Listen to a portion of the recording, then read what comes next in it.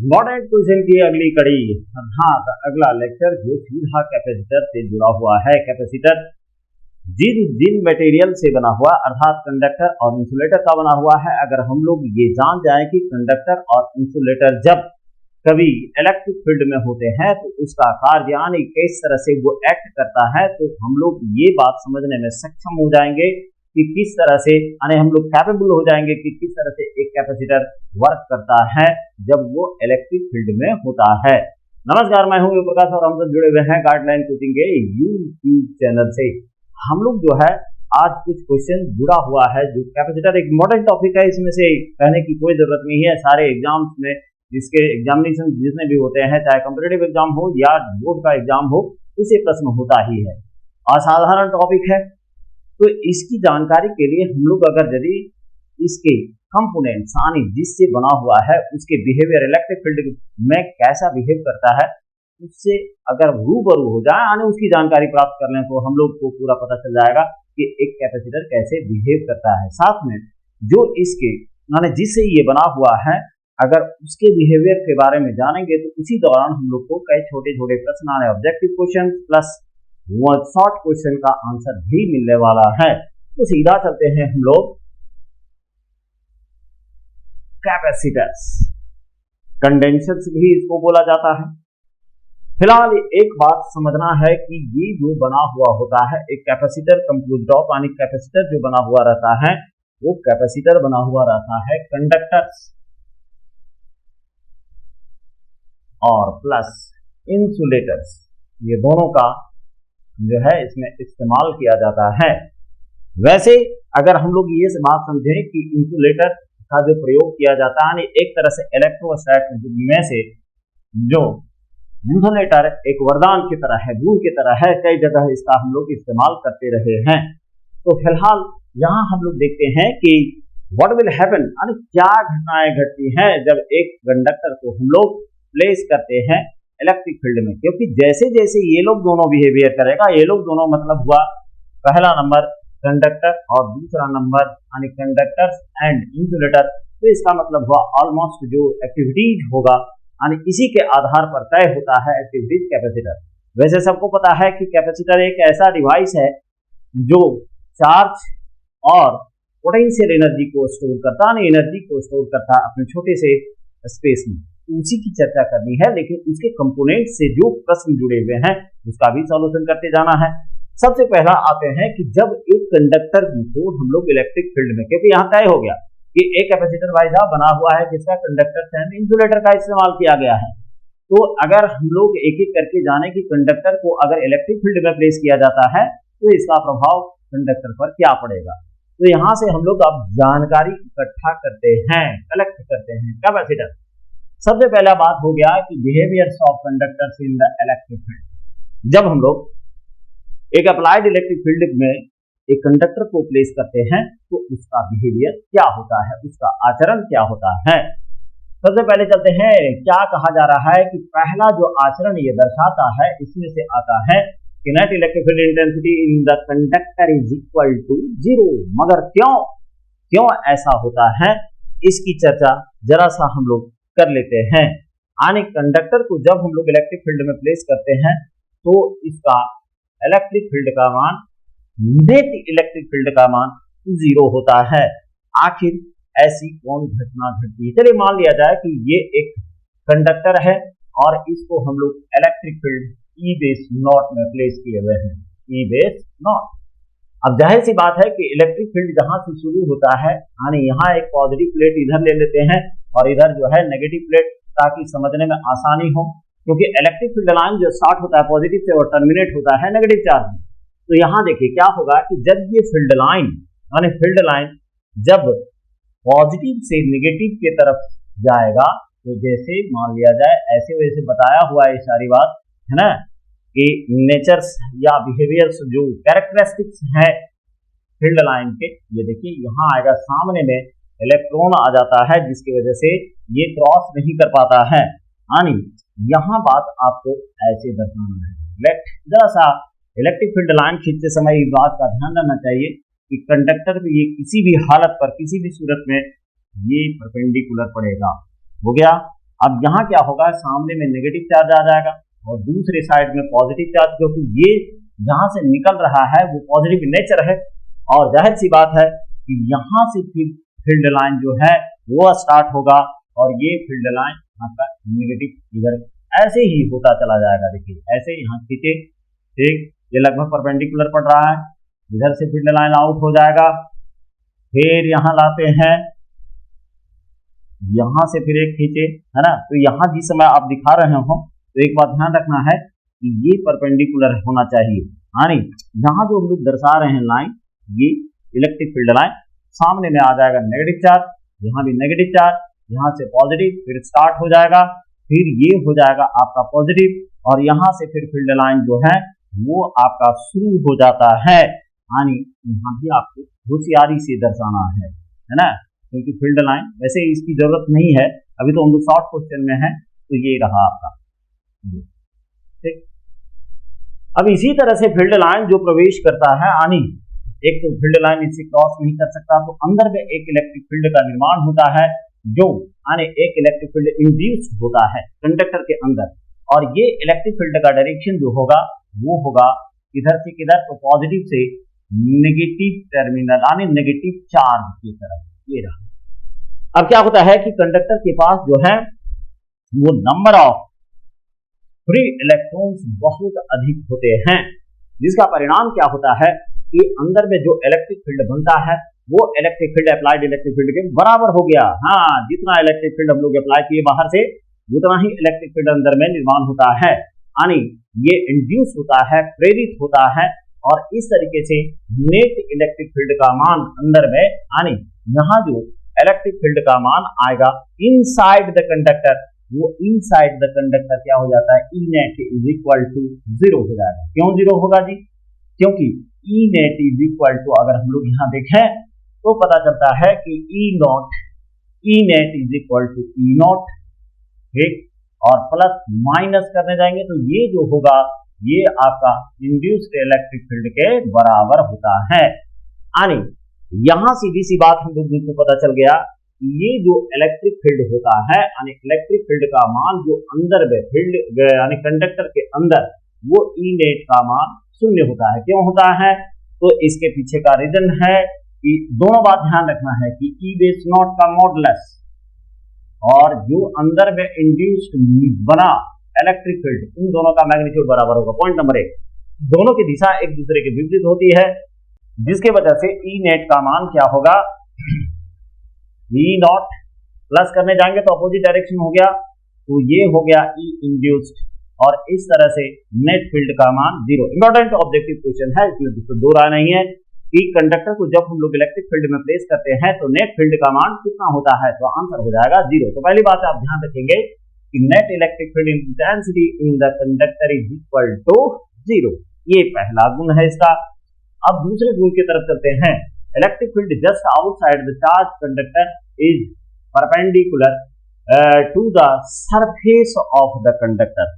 अगर मान लिया जाए कि एक कोई कंडक्टर चार्ज होता है, तो ये चार्ज कंडक्टर का जो इलेक्ट्रिक फील्ड होगा, है ना, वो सतह पर कैसा होता है, मान लिया जाए ये पूरा का पूरा आपका चार्ज है ना, ये वाला इलेक्ट्रिक कंडक्टर जो है वो पूरा चार्ज है। चार्ज हम लोग जानते हैं कि कंडक्टर में रिसाइड कर जाता है आउटर सरफेस पर, क्यों करता है इसका भी हम लोग को आंसर पता है, क्योंकि like charges repel to each other, और ये लाइक चार्जेस जो होते हैं वो सीधा एक दूसरे से रिपेल करते हैं। अब भाई देखिए एक बात तो सीधी सी बात है, ये कंडक्टर रिपेल करेगा तो जाहिर सी बात है बाहर में एयर की तरफ तो जाएगा नहीं, क्योंकि एयर इंसुलेटर है और इंसुलेटर में चार्ज कभी मूव नहीं करता है। इलेक्ट्रोस्टैट का सबसे ये प्राथमिक जो है गुण है, इसमें से आपको समझना पड़ेगा कि ये चार्ज जो होते हैं वो इंसुलेटर में कभी भी मूव नहीं करते। तो यहाँ सबसे पहले ये बात भी ध्यान रखना है कि electric field just outside the charge conductor is perpendicular to the surface of conductor, यानी ये इलेक्ट्रिक फील्ड के परपेंडिकुलर होता है। अगर मान लिया जाए आपको संशय है तो मान लिया जाए एक एंगल पर आप इसको ऐसे दिखा सकते हैं, जैसे इसको ऐसे दिखाए, ठीक। अब इसमें से क्या होगा कि इसके दो घटक हो जाएंगे, ठीक है, एकदम दो घटक, एक परपेंडिकुलर हो जाएगा और एक जो है इसको हम लोग ई एंगल पर दिखाते हैं। देखिए, अगर मान लिया जाए ये कोण थीटा है और ई है, तो यहाँ क्या हो जाएगा, ये हो जाएगा ई कॉस थीटा और इधर वाला हो जाएगा ई साइन थीटा। ये रिजोल्यूशन से आया है। अब क्या होता है कि ऐसे सतह पर अगर रहे तो चार्ज फ्लो करने का चांसेस होता है, जबकि इलेक्ट्रोस्टैट में इस तरह की बात है नहीं कि इलेक्ट्रोस्टैटिक्स का मतलब हुआ charge is at the rest. तो इसका मतलब यहाँ ये कहा जा रहा है कि ई कॉस थीटा बराबर कितना हो गया जी, 0 नहीं होता है, करंट पॉसिबल है ही नहीं। इलेक्ट्रोस्टैट में करंट का नाम ही लेना भी जो है हाँ अभिशाप है, तो हम लोग इसको नहीं लेंगे।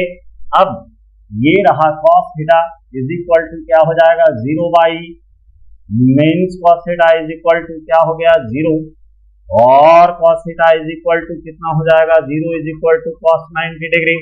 अर्थात यहाँ जो थीटा का वैल्यू है वो किसी भी हालत में ये एंगल देखिए ये वाला जो है ये सरवाइव करेगा ई साइन थीटा, क्योंकि यहाँ से भी हम लोग अगर पता चला लगाएं तो पता चलता है कि electric field just outside the charge conductor is perpendicular to the surface of the conductor. कैसे किया गया, इलेक्ट्रिक फील्ड को मान लीजिए कि एंगल पर दिखाए, ये एंगल थीटा है। अब यहाँ जो है रिजोल्यूशन के हिसाब से इस जगह पर रिजोल्यूशन के हिसाब से क्या हो जाएगा, ई का 2 घटक हो जाएगा, एक इधर एंगल है उधर 3 सिंपल था। वैसे सबको ये समझते होंगे, बहुत लेट हो चुका है इसमें से, है ना। ये जो है वेक्टर से रिलेटेड है, तो ई का 2 कंपोनेंट हो गया, एक इधर एंगल है, इधर सिंपल सा समझता है ई कॉस थीटा, अगर इधर एंगल रहता तो इधर हम लोग ई कॉस थीटा लेते। तो यहाँ जो है ना ये दर्शाता है टेंजेंशियल पार्ट जो इलेक्ट्रिक फील्ड का, कि भाई ये मोशन कर सकता है, लेकिन हम लोग इलेक्ट्रोस्टैट में हैं और इलेक्ट्रोस्टैट में करंट को हम लोग कंसीडर नहीं कर सकते चार्जेज एट रेस्ट। इसका मतलब ये घटक संभव है ही नहीं, ये कंपोनेंट संभव नहीं है। तो ये cos थीटा बराबर 0, cos थीटा बराबर 0 by cos theta is equal to 0, तो इसका मतलब हुआ थीटा का मान हर हाल में 90 डिग्री हुआ। यानी पहला हो गया कि कंडक्टर को जब हम लोग इलेक्ट्रिक फील्ड में प्लेस करते हैं तो इसके अंदर इतने फ्री इलेक्ट्रॉन्स होते हैं कि इलेक्ट्रिक फील्ड उतना प्रोड्यूस कर देता है जितना उतना इंड्यूस हो जाता है जितना कि एक्सटर्नल फील्ड, और इस तरीके से नेट फील्ड का मान 0 हो जाता है। जिसे पीछे हम जरा सा देख लेते हैं, हो गया, ये बात ध्यान रखना है। दूसरा नंबर हो गया कि भाई इलेक्ट्रिक फील्ड यानी electric field just outside the charge conductor, अगर एक कंडक्टर को हम लोग चार्ज करते हैं तो इसके आउटसाइड पर जो है इलेक्ट्रिक फील्ड हमेशा 90 डिग्री पर होगा, अर्थात परपेंडिकुलर होता है। नेक्स्ट मान प्रॉपर्टी की तरफ चलते हैं। Net charge in the interior of the conductor is 0। हाँ भाई एकदम बिल्कुल, क्योंकि इसके पीछे का वजह है कि सारे चार्जेस जो हैं वो रिसाइड कर चुके हैं, जितने भी चार्जेस थे ये चार्जेस रिसाइड कर चुके हैं। कहाँ चला गया है, सतह पर चला गया, ये सतह नहीं, इस तरह से प्लस प्लस प्लस प्लस ये सारे चार्ज जो है सतह पर चले गए हैं। अब यहाँ जो इनसाइड का बात करें, net charge in the interior of the conductor is 0। दूसरे तरीके से हम लोग जान गए हैं कि सतह पर ये परपेंडिकुलर इलेक्ट्रिक फील्ड होता है, इसका मतलब अंदर इलेक्ट्रिक फील्ड का मान 0 होता है। अगर आप इसको चाहें तो गॉसेस थ्योरम से भी प्रमाणित कर सकते हैं, फ्रॉम गॉसेस थ्योरम नहीं हो जाए, क्योंकि गॉसेस थ्योरम क्या हो जाएगा जी, तो surface integral of electric field intensity is equal to Q net by epsilon base naught. अब यहाँ आप क्या कर सकते हैं, E ds cos थीटा है ना is equal to Q by epsilon base naught. अब यहाँ क्या हो रहा है, वेयर E का मान जो है अंदर में 0 होता है ना, तो ये अगर 0 हो गया तो इसका मतलब हुआ बाएं साइड पूरा का पूरा 0 हो जाएगा, हो गया बराबर Q by epsilon base not, और Q इज इक्वल टू कितना हो गया 0। यस, तो अंदर में भाई ये बड़ा इंपॉर्टेंट प्रॉपर्टी है कि इसका कंडक्टर का अंदर में इलेक्ट्रिक फील्ड का मान 0 होता है। तो नेट चार्ज जो है वो इंटीरियर ऑफ द कंडक्टर, वैसे भी देखिए क्या है कि लाइक चार्ज कोई भी चार्ज अगर हम देते हैं तो इसमें से रिसाइड करके वो सतह पर चला जाता है, और इसका परिणाम ये होता है कि अंदर में चार्ज का मान 0 होता है। नीचे बस यही प्रॉपर्टी लिखा हुआ है कि charge reside on the surface of the conductor. बात हो चुकी है, थोड़ा सा नेगेटिव चार्ज पर भी ध्यान देना है। और नेगेटिव चार्ज जैसे मान लिया जाए, ये कैसे होता है जरा सा हम लोग समझ लेते हैं। 2 नेगेटिव चार्ज मान लिया जाए, है ना, like charges repeat to each other, ये बात हम लोग समझ रहे हैं। दोनों के बीच में क्या होगा, रिपल्सन हुआ, हाँ WWE, ये एकदम तगड़ा, तो एक दूसरे को धक्का मारेगा। अब चार्जेस का मात्रा अगर बराबर है तो जाहिर सी बात, दो पहलवान अगर एक जैसा हो तो दोनों एक दूसरे को रिपील करेगा, तो इसका मतलब हुआ कि बराबर डिस्प्लेसमेंट, यानी इधर भी ये खिसकेगा इधर भी खिसकेगा, और दोनों के बीच में सेपरेशन का मान बढ़ता चला जाएगा। और इस तरीके से ये चार्जेस जो होते हैं वो रिसाइड करके सतह पर चले जाते हैं, ऐसे ऐसे ये सतह। अब बहुत लोग बैठे बैठे सोच रहे हैं तो बाहर कहीं नहीं चला जाता भाई, बाहर ये कंडक्टर है, कंडक्टर में चार्ज मूव कर सकता है, बाहर में नहीं मूव कर सकता। बाहर में क्या है, एयर है, एयर को अगर एयर में आपको चार्जेस को मूव करवाना है, क्योंकि आदमी हमेशा जो है विपरीत परिस्थिति का बात पूछता रहता है ना, ये ऐसा क्यों नहीं होगा, हवा में चार्ज क्यों नहीं जा सकता, क्यों नहीं जा सकता है। इलेक्ट्रिक फील्ड का मान जो है एक्सीड करवा दीजिए 3 × 10⁶ वोल्ट पर मीटर, इसी से तो वज्रपात होता है। थंडर स्टॉर्म जो है वज्रपात, इसी के पीछे का तो रीजन है, वो भी चार्ज हो जाएगा, लेकिन उसके लिए स्ट्रॉन्ग इलेक्ट्रिक फील्ड की जरूरत है। फिलहाल उतना दूर सोचने की जरूरत नहीं है ना। मानव स्वभाव से अगर ऐसा नहीं होता तो खोज जो है वो संभव नहीं होता। तो सीधी सी बात यहां समझना है, तो like charges equal to each other, और ये जो है रिसाइड कर जाते हैं सतह पर। एक बात और, बहुत लोग ये सोच रहे होंगे कि सतह पर बाहर में क्यों नहीं दिखा रहा है, बहुत सारा किताब में है, हाँ एकदम दिखाएंगे, लेकिन चार्ज का कंसंट्रेशन जब बहुत ज्यादा होता है ना, तो उसी परिस्थिति में आप इसको बाहर दिखा सकते हैं। यानी बात हम क्या बोल रहे हैं समझ गए होंगे, है ना। ये अगर आपको बाहर दिखाना है भाई, तो आपको क्या करना पड़ेगा, चार्ज की मात्रा, यानी इसमें जो चार्जिंग का कंटेंट होगा वो आपको बहुत ज्यादा करना पड़ेगा। तो बाहर भी आप सतह पर दिखा सकते हैं, हवा में नहीं। हवा में दिखाने के लिए चार्ज आपको एक बहुत बड़े इलेक्ट्रिक फील्ड की जरूरत पड़ेगी, जिसका मान हम बोल चुके हैं 3 × 10⁶ वोल्ट पर मीटर। क्योंकि वोल्ट पर मीटर जो है इलेक्ट्रिक फील्ड का SI मात्रक है, तो वहां जो है इस बात को ध्यान रखना है। यानी पहला प्रॉपर्टी हो गया, दूसरा प्रॉपर्टी हो गया, तीसरा net charge in the interior of the conductor is 0, charges reside on the surface of the conductor क्यों करता है, तो like charges repel to each other. इसका मतलब देखिए दो बात ध्यान रखना है। नंबर 1 कि जैसे ये इंपॉर्टेंट, बहुत इंपॉर्टेंट ऑब्जेक्टिव क्वेश्चन है कि इलेक्ट्रिक फील्ड जो है कंडक्टर के अंदर, जब इसको हम लोग प्लेस करते हैं इलेक्ट्रिक फील्ड में, तो इलेक्ट्रिक फील्ड के अंदर कंडक्टर में से electric field, net electric field का मान कितना होता है, जहां बोलना है 0। नेट चार्ज अंदर में कितना होगा, 0 होगा, क्योंकि सारे चार्जेस रिसाइड करके सतह पर चले जाते हैं।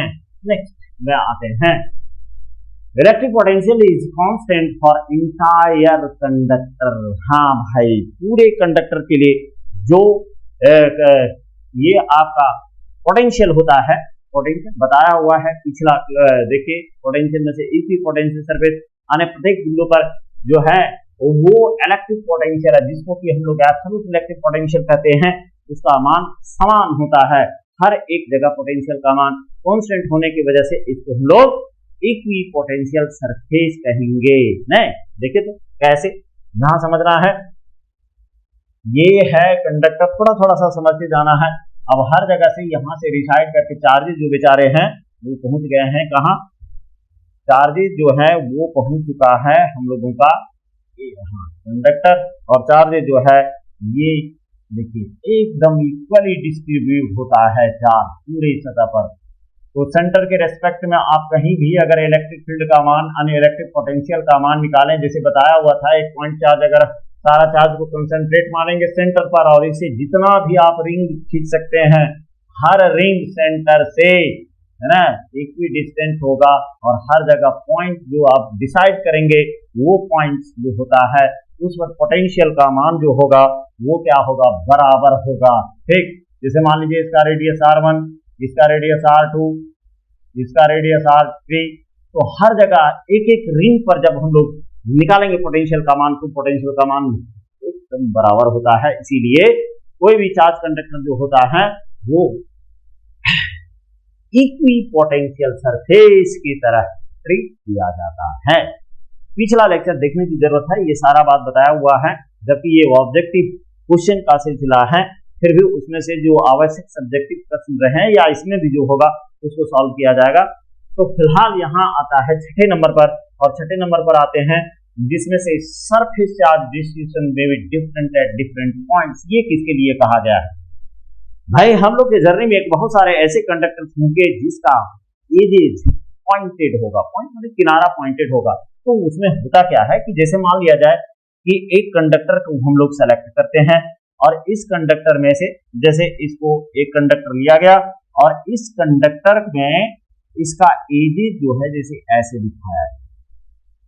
अब ये कंडक्टर में से इधर तो जो चार्जेस होंगे सो होंगे, लेकिन अगर गौर करें तो ये वाला जो छोर है जहां हम लोग पॉइंटेड दिखा रहे हैं वहां अगर आप देखें तो चार्ज अपॉन एरिया का मान ज्यादा होता है। अब यही देख लीजिए, जैसे इधर एक रीजन नंबर 1 है और इधर रीजन नंबर यहाँ 2 कर देते हैं, तो दोनों में से चार्ज पर यूनिट एरिया, ये सतह पर जो चार्ज की मात्रा है वो दोनों जगह अलग अलग होता है। यही बात कहा गया कि सरफेस चार्ज डिस्ट्रीब्यूशन में भी यानी जो बंटवारा चार्ज का हो सकता है वो अलग अलग हो सकता है।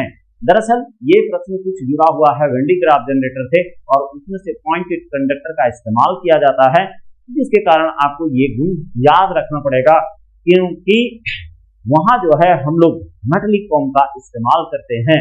तो सरफेस चार्ज डिस्ट्रीब्यूशन में भी डिफरेंट है, डिफरेंट पॉइंट्स, अलग अलग कंडक्टर के जैसे पॉइंटेड एज होते हैं जिसके नुकीले छोर होते हैं वहां पोटेंशियल का मान अलग होता है और ज्यादा होता है, वहां डिस्ट्रीब्यूशन ऑफ चार्जेस अधिक होते हैं। तो ये एक गुण था। अब आते हैं डाइलेक्ट्रिक्स। ये था कंडक्टर के 6 गुण, जिसमें से सबसे आवश्यक पहला नंबर है कि net electric field inside a conductor placed into the electric field will remain be equal to 0। दूसरा हो गया कि कंडक्टर के अंदर जो है जब हम लोग इसको रखते हैं इलेक्ट्रिक फील्ड में तो नेट चार्ज का मान 0 होता है। अब आता है डाइलेक्ट्रिक्स। अरे भाई वही इंसुलेटिंग मटेरियल्स हैं, लेकिन इसमें से थोड़ा सा इंसुलेटिंग मटेरियल्स में से चॉइसेस हम लोगों को है ना एक अपना पसंदीदा जो है उसकी बात हम कर रहे हैं। इंसुलेटिंग मटेरियल्स क्यों जरूरत पड़ेगा अभी बता रहे हैं, पहले तो इसको आप समझिए कि जरूरत आखिर है क्यों। तो आगे हम लोग को पता चलेगा कि भाई ये जो कैपेसिटर्स होते हैं वो दो मेटलिक आइडेंटिकल मेटलिक प्लेट का एलिमेंट होता है separated by a suitable separation. अब बड़ा सेपरेशन आप नहीं दे सकते हैं, अगर बड़ा सेपरेशन देंगे तो इलेक्ट्रिक फील्ड लाइन जैसे मान लिया जाए आगे बहुत लोगों की बढ़ चुके हैं ये, तो थोड़ा सा आगे की बात सोच करके ऐसे करेंगे, ये रहा है ना। तो यहाँ क्या होगा कि जब आप एक बड़ा सेपरेशन दे देते हैं इसको, तो जो इलेक्ट्रिक फील्ड लाइन पॉजिटिव से नेगेटिव की तरफ जाएगा तो ये वो एयर में स्प्रेड कर जाता है और इसको हम लोग कहेंगे फ्रिंजिंग, है ना। तो ये जो है आपका नुकसान कर देगा, सही ढंग से काम नहीं करने लगेगा कैपेसिटर। तो एक बात ध्यान रहे कि इसमें से हम लोगों को अलग, अगर मान लिया जाए कि आप सेपरेट नहीं करते हैं, रिजिडली इसको टाइट नहीं किया जाता है, तो एक दूसरे को ये क्या करेगा, अट्रैक्ट कर लेगा, क्योंकि दोनों प्लेट के बीच में चार्जिंग के दौरान एक स्ट्रॉन्ग अट्रैक्टिव फोर्स भी एक्ट करता है। तो इस बात का ध्यान रखना पड़ेगा। इसीलिए ये जो इंसुलेटर रखा जाता है ना, वो दो काम के लिए रखा जाता है। एक तो ये पोटेंशियल को मैनेज करता है, हमेशा पोटेंशियल डिफरेंस को मैनेज करता है ताकि इसमें हम लोग एक्स्ट्रा अमाउंट ऑफ चार्ज डाल सके, क्योंकि बनाया भी उसी के लिए गया है। प्लस ये दोनों प्लेट्स को क्या करता है, एक दूसरे से दूर रखता है, इंसुलेटेड रखता है, ताकि ये दोनों एक दूसरे से फ्यूज ना करें। तो इसका डुअल फंक्शन है। अब हम लोग सीधी बात करते हैं, insulating materials in which equal and opposite charges are produced on the two opposite faces after applying external electric are known as dielectrics। देखिए भाई, डाइलेक्ट्रिक और डाइलेक्ट्रिक्स लिखते समय थोड़ा सा होश में रहना पड़ेगा, क्योंकि बहुत सारे इंसुलेटिंग मटेरियल्स हैं जो जिसका इस्तेमाल एक ही कैपेसिटर में हम लोग कई इंसुलेटिंग मटेरियल का इस्तेमाल कर सकते हैं। तो आप डाइलेक्ट्रिक्स लिख रहे हैं, इसका मतलब बहुत सारे डाइलेक्ट्रिक्स हैं, और अगर डाइलेक्ट्रिक लिखा जा रहा है इसका मतलब हुआ कि सिंगल डाइलेक्ट्रिक की बात कही जा रही है। तो यहाँ जो है insulating material in which equal, अब इसमें से कैसे परखा गया जरा सा हम लोग इसको भी देख लेते हैं। चलिए लाते हैं डाइलेक्ट्रिक, ये रहा डाइलेक्ट्रिक स्लैब, है ना भाई। स्लैब समझते होंगे, बहुत लोग ब्लड टेस्ट करवाए होंगे, तो वहां जो स्लैब दिया जाता है लेड का, तो समझ गए होंगे क्या हम बोल रहे हैं। अब जरा सा यहाँ देखिए, इलेक्ट्रिक फील्ड का एप्लीकेशन किया गया, एक्सटर्नल इलेक्ट्रिक फील्ड का। इतना तो बात समझ में आ गई कि भाई इधर जो है कहीं पॉजिटिव प्लेट है और दूसरी साइड में नेगेटिव प्लेट है, तो जैसे इसके अक्रॉस हम लोग इलेक्ट्रिक फील्ड अप्लाई करते हैं तो ये क्या करता है, देखिए ठीक इसमें से इधर जो होगा पॉजिटिव चार्ज का ओरिएंट, इधर पॉजिटिव चार्ज है प्लेट का, इधर है नेगेटिव चार्ज।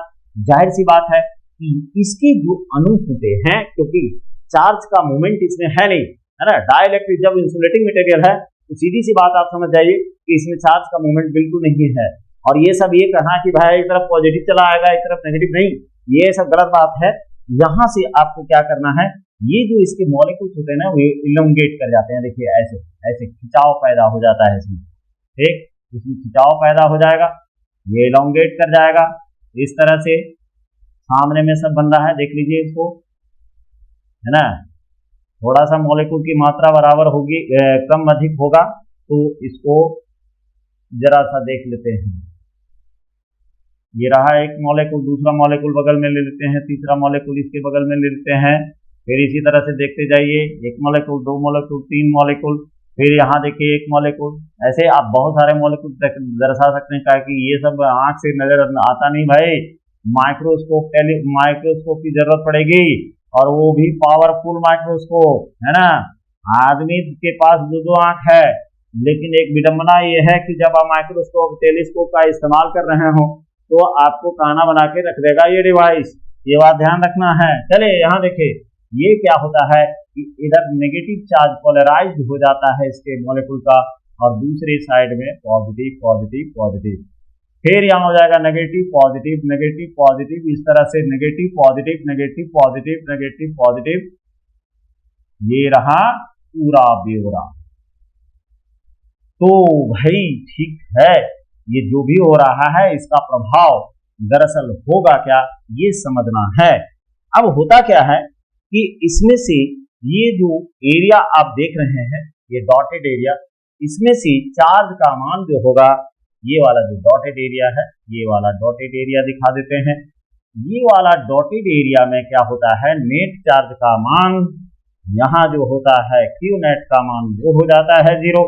तो सरफेसेस पर यहाँ देखेंगे तो माइनस चार्ज आ जाएगा, है ना, और इधर जो है प्लस चार्ज आ जाता है। तो इस तरीके से क्या कहा जाता है, जरा सा हम लोग देख लेते हैं।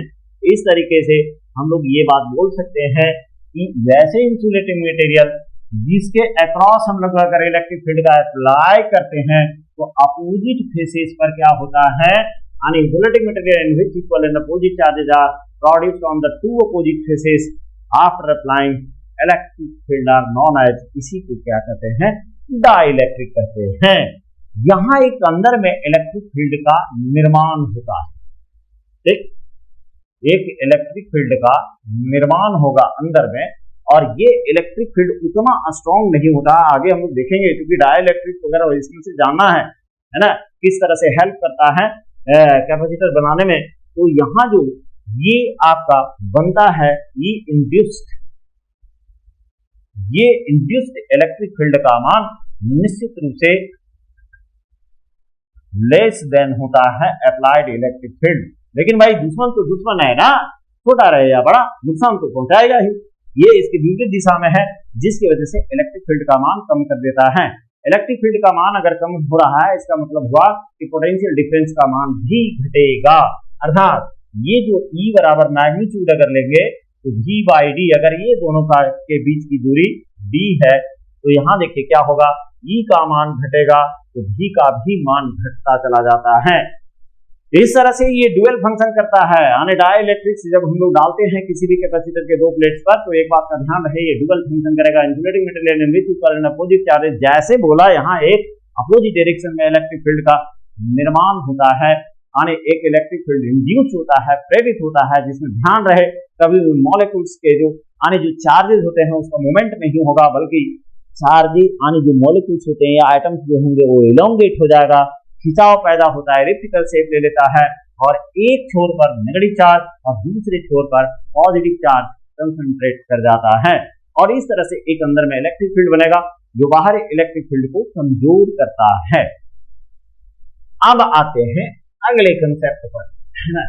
अब इसमें से कौन कौन ऐसा मटेरियल है भाई जिसका इस्तेमाल हम लोग आसानी से एज डाइलेक्ट्रिक कर सकते हैं।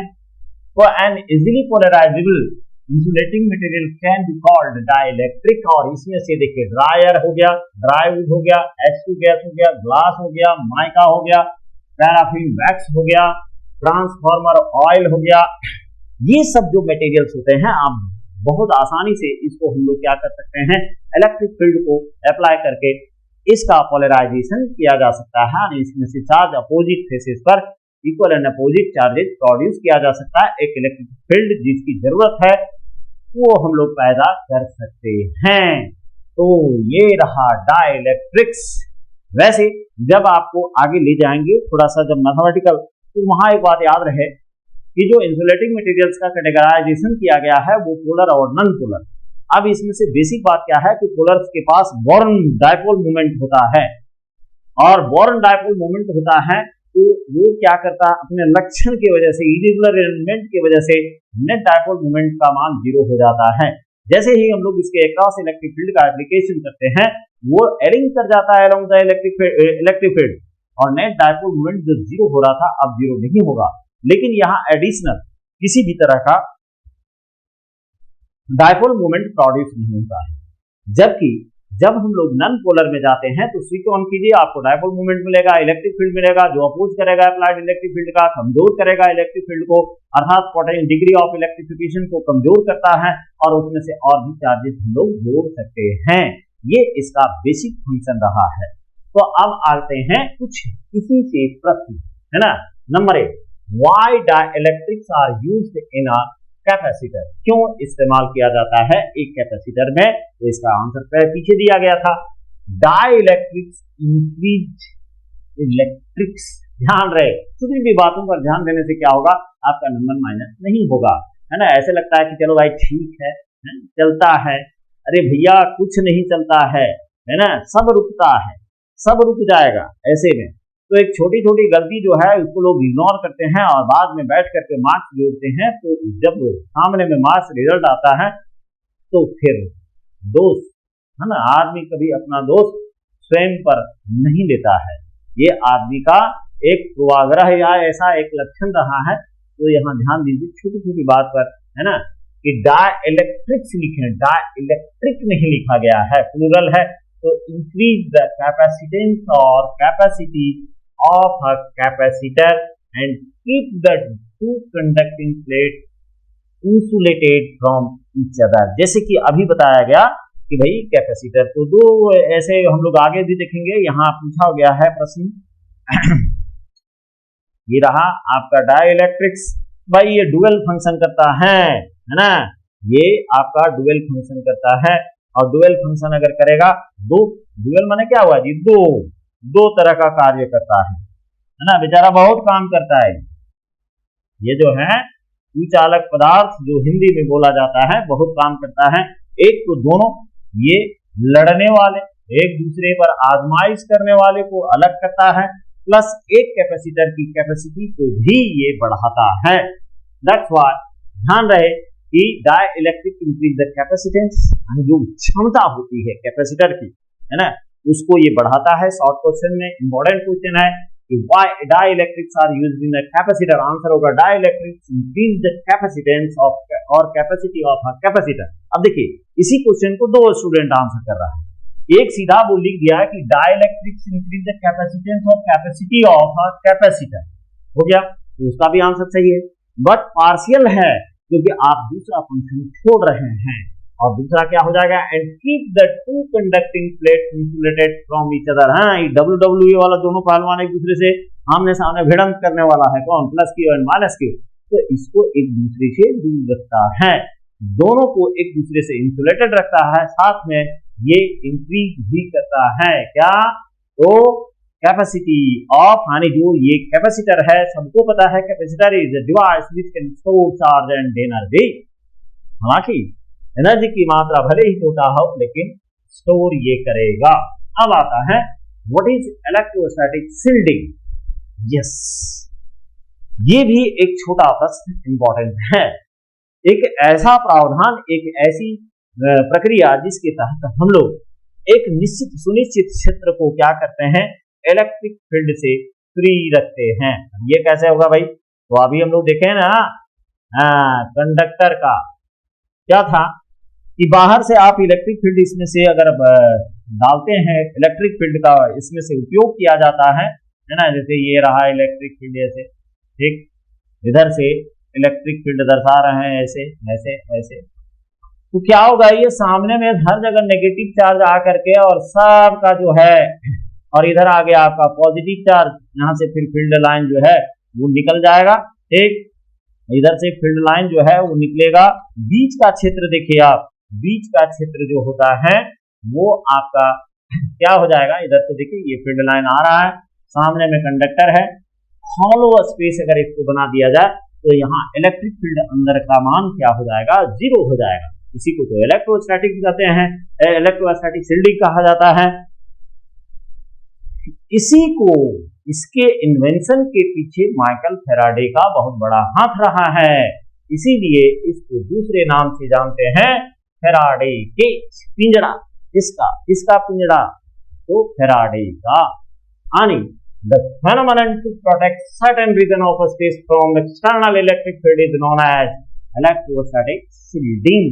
यानी एक ऐसी प्रक्रिया, एक ऐसी घटना जिससे एक निश्चित क्षेत्र को इलेक्ट्रोस्टैटिक फील्ड से बचाया जाता है, इसी को कहा जाता है electrostatic shielding.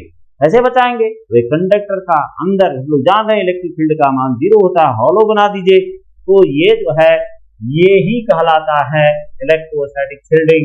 In fact it's a hollow conductor also known as Faraday's cage inside a conductor where electric field is equal to 0।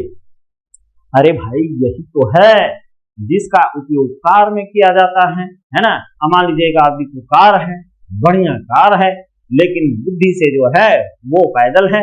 अब कस के बारिश हो रही, थंडर स्टॉर्म हो रहा, वज्रपात होने के चांसेस हैं, तो भाई साहब क्या करेंगे कि वहां से पानी, अंदर में पानी भी नहीं जा रहा है, खतरा से भी बचा हुआ वो आदमी वो क्या करेगा, अंदर से बाहर जाके बरगद के पेड़ के पास खड़ा हो जाएगा, बस हो गया, पहले था अब नहीं है, LAT लग गया। तो वहां क्या है, सुरक्षित अंदर में था, है ना, क्योंकि यहाँ इलेक्ट्रिक वज्रपात क्या है, ये देखिए बादल की तलछटी पर एक तरफ पॉजिटिव चार्जेस का हाई कंसंट्रेशन, एक तरफ नेगेटिव चार्ज का, इलेक्ट्रिक फील्ड का मान बीच में बहुत ज्यादा, और उसके वजह से जो एयर आता है आनी, वहां इलेक्ट्रिक फील्ड का मान एक्सीड कर जाता है 3 × 10⁻⁶ वोल्ट पर मीटर से भी अधिक। तो वही जो है ना, इस तरह से कई बार देखते होंगे बिजली जब कड़कती है तो ऐसे ऐसे जो है वो एक डेजलिंग, यानी एक तरह से साइंटिलेशन नीचे की तरफ आता है, एक चमक नीचे की तरफ, वो चमक नहीं है, उसके सामने जो भी आएगा वो एक ही बार चमक जाएगा।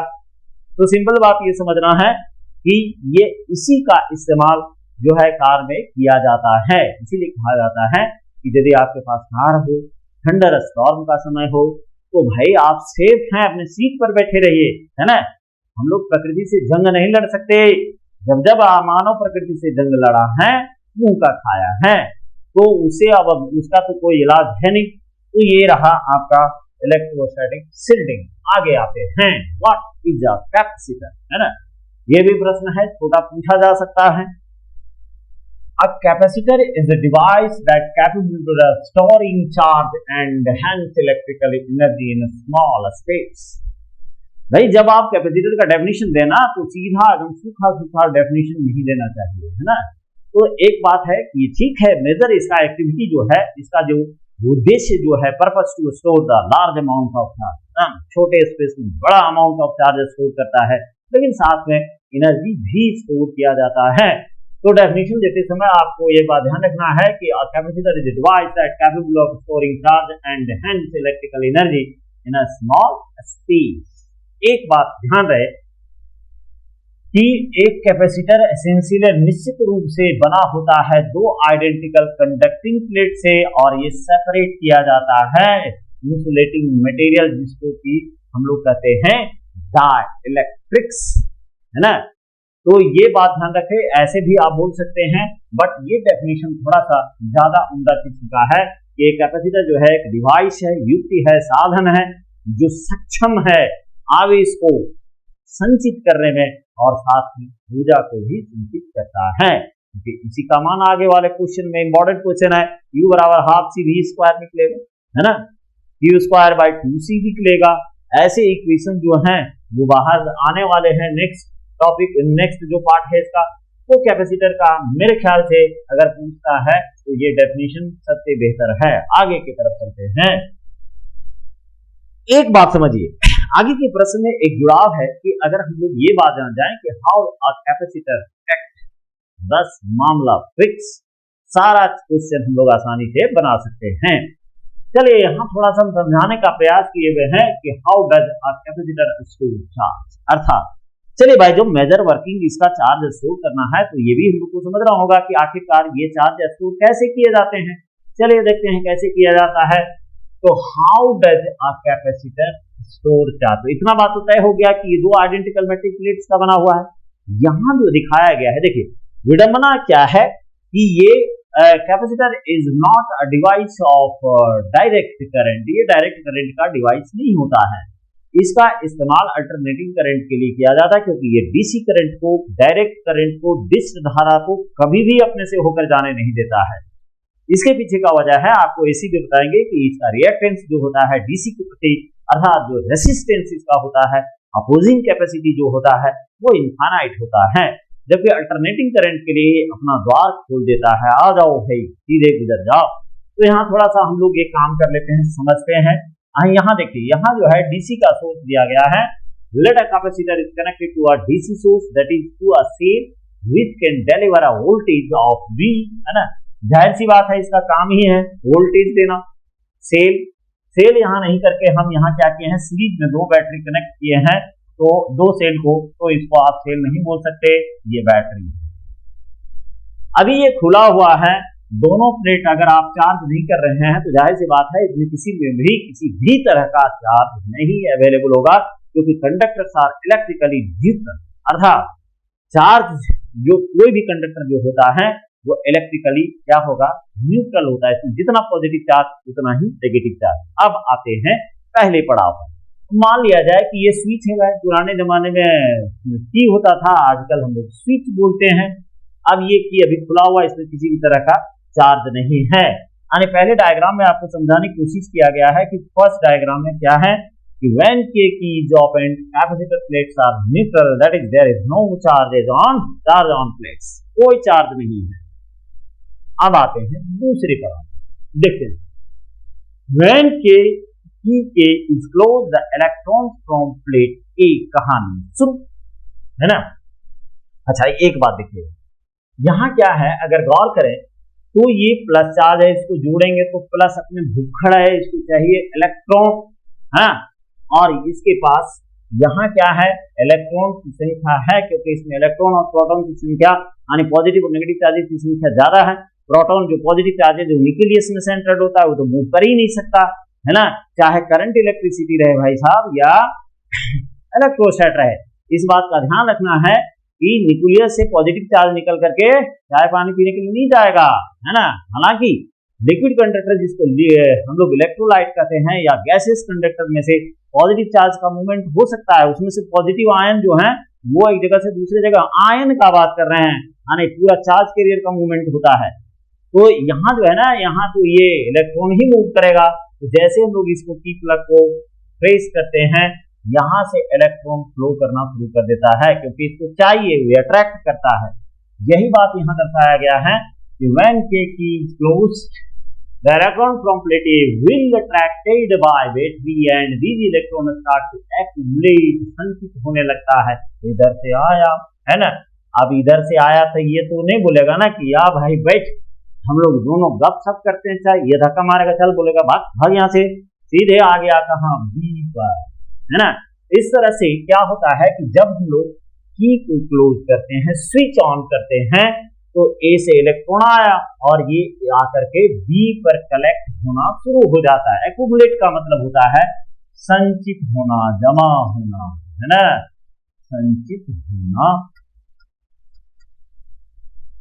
On plate B, after a very short time, potential difference between plate and B becomes equal to V volt but directed in opposite direction। हाँ, यहाँ मामला जो है वो गंभीर हो जाता है।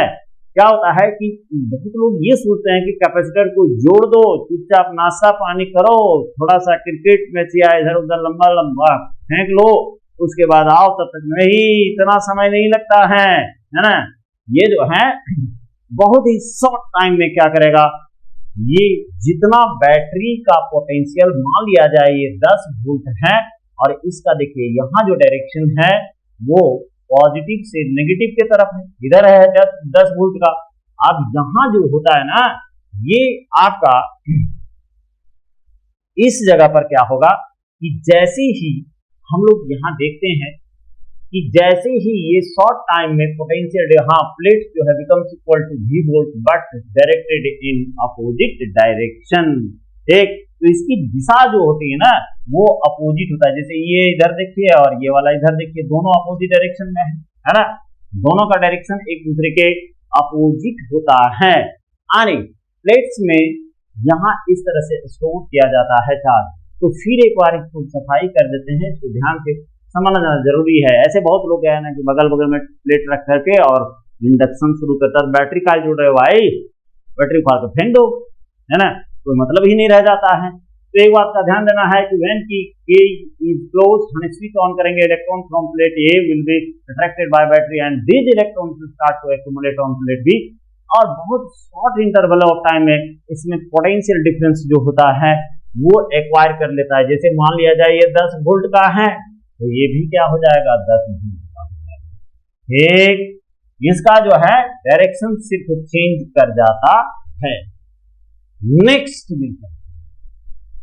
सी नंबर में the capacitor is said to be fully charged and the charging current ceases. जैसे ये फुल्ली चार्ज, जैसे मान लिया जाए ये 10 वोल्ट है, ये भी 10 वोल्ट हो गया, तो इसके बाद क्या होगा कि जैसे कैपेसिटर जो है फुल्ली चार्ज हो जाता है, तो जो चार्जिंग करंट यहां से इधर से इलेक्ट्रॉन जो आ रहा था, क्योंकि कंटिन्यूअस फ्लो ऑफ इलेक्ट्रिक जो इलेक्ट्रॉन्स होता है उसी को तो हम लोग इलेक्ट्रिक करंट कहते हैं, तो ये सीज कर जाता है, जब्त हो जाता है। यानी कहने का मतलब हुआ कि ये फ्लो नहीं करने लगता है।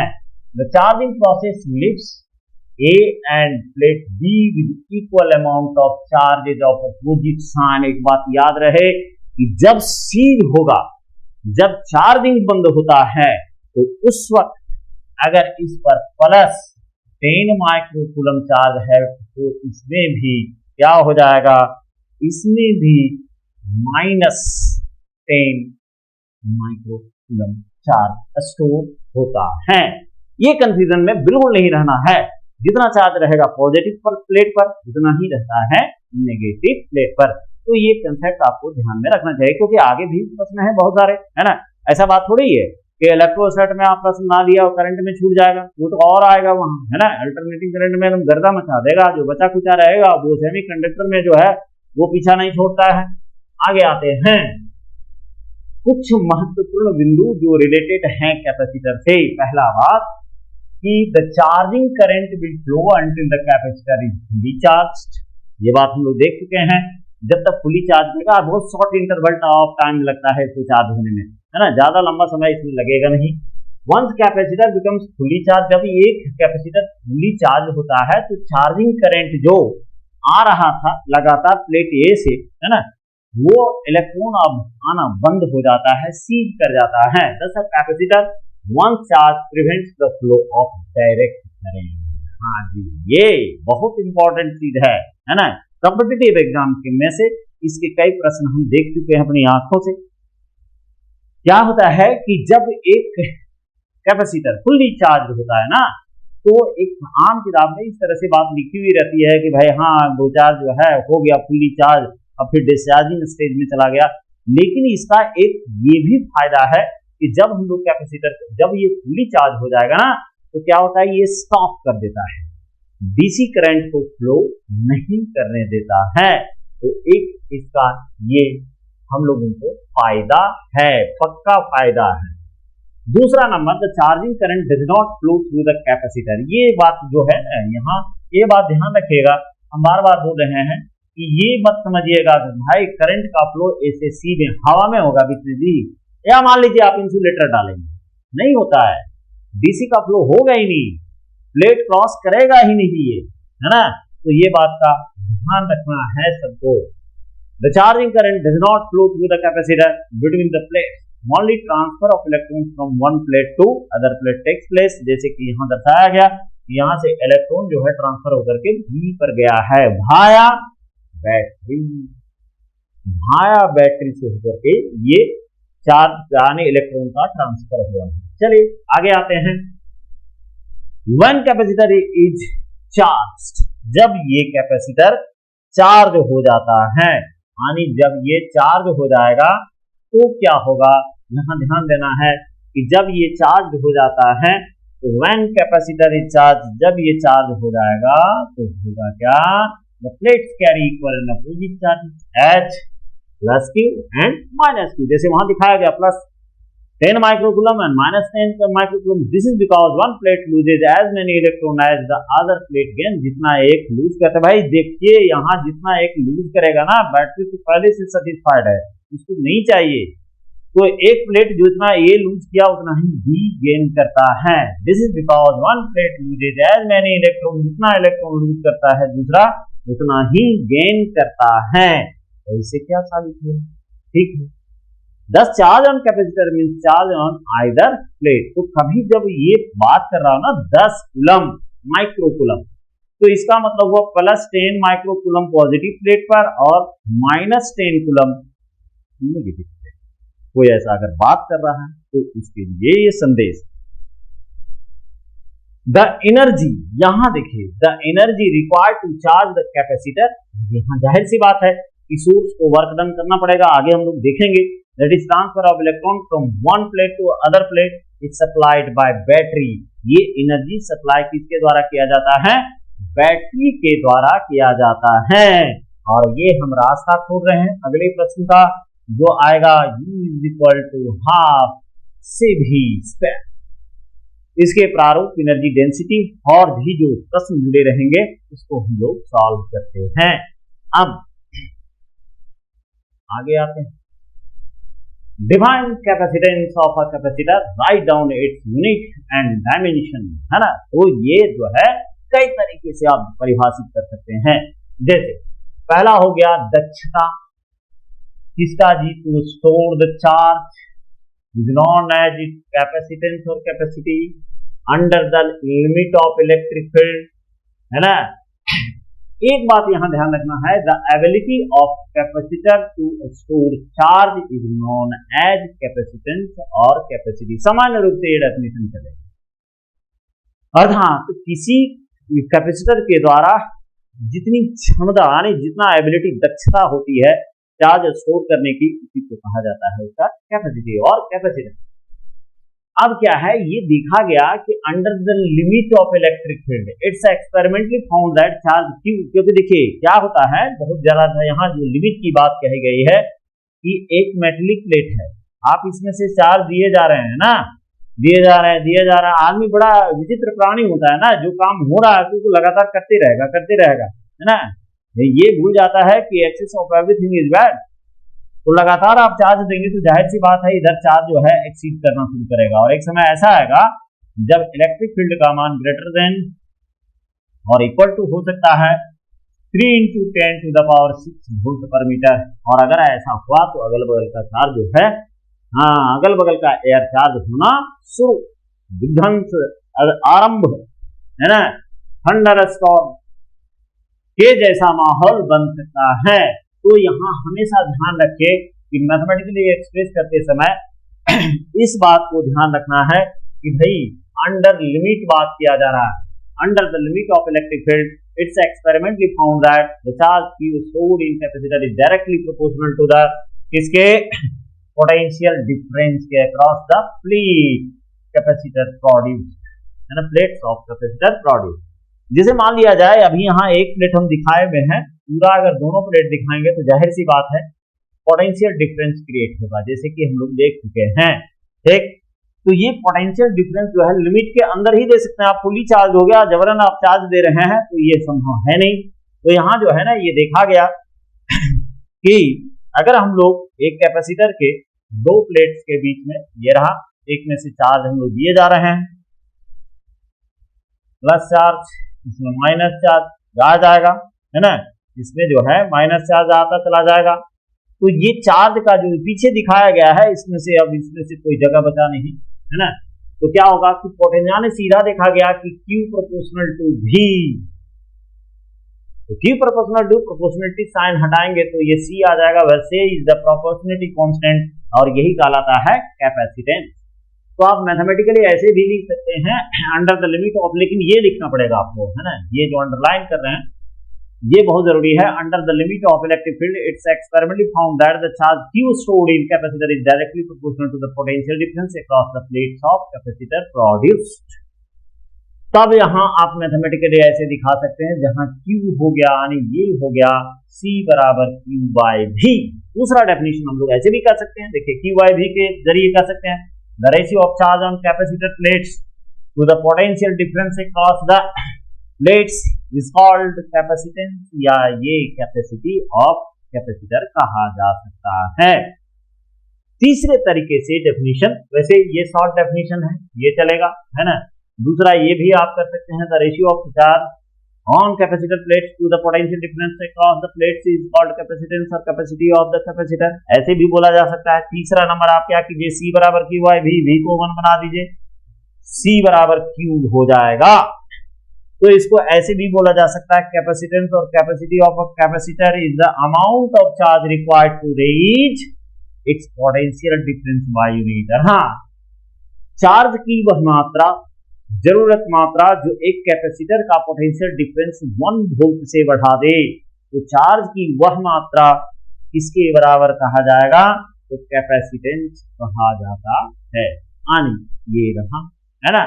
तो इसको आप ये भी डेफिनेशन जो है यूज कर सकते हैं, जिनको उतारना होगा अपना हम हट जाते हैं भाई, ये शिकायत नहीं आना चाहिए। ये रहा, आप स्क्रीनशॉट ले सकते हैं। इसके बाद आगे आते हैं, इसका यूनिट एंड डायमेंशन निकाल के दिखा देते हैं, है ना। Q बराबर होता है CV और C बराबर हो जाएगा Q बाई V। यार एक बात ध्यान रखना है कि V का मतलब हुआ W by Q, work done per unit charge, और C बराबर तब यहां हो जाएगा Q, और ये देखिए W नीचे करेंगे और बटा में Q, तो इधर Q स्क्वायर हो गया। पूरे बेचारा कहके ऊपर गया कि भाई जब तुम डायमेंशन ऑफ फार्मूला लिख रहे हो तो एक काम करना, जिस भी फिजिकल क्वांटिटी का डायमेंशन ऑफ फार्मूला लिखना है उसको स्क्वायर ब्रैकेट में बंद करो, कहते निकल लिया। तो यहाँ जो है हम लोग भी ऐसे करते हैं, Q स्क्वायर बाय W का डायमेंशनल फार्मूला। अब हम लोग क्या करेंगे, चलिए यहां से बनाते हैं, बन जाएगा, ठीक, ये हो जाएगा। और C का डायमेंशन इसका होता है T, तो ये स्क्वायर T स्क्वायर आ गया, डिवाइडेड बाय, देखिए वर्ग का होता है एल स्क्वायर T पर पावर -2। अब ऊपर ले जाइए, m पर पावर -1, ठीक, m पर पावर -1, तो m पर पावर -1 और फिर l पर power l to the power -2। अब ये T वाला ऊपर चला जाएगा, T टू द पावर 4, और इधर हो गया A स्क्वायर। ये रहा डायमेंशनल फॉर्मूला, ठीक। SI मात्रा का बहुत आसानी से निकाल सकते हैं, यहीं से पकड़िए ना, Q coulomb per volt, coulomb per volt, है ना, कूलम पर वोल्ट। सामने में इसलिए निकाल दिया जा रहा है ताकि आप इसको जब चाहें तो आप निकाल सकते हैं, कूलम पर वोल्ट। इसी को कहा जाता है फैराड, नोटेशन इसका होता है कैपिटल F।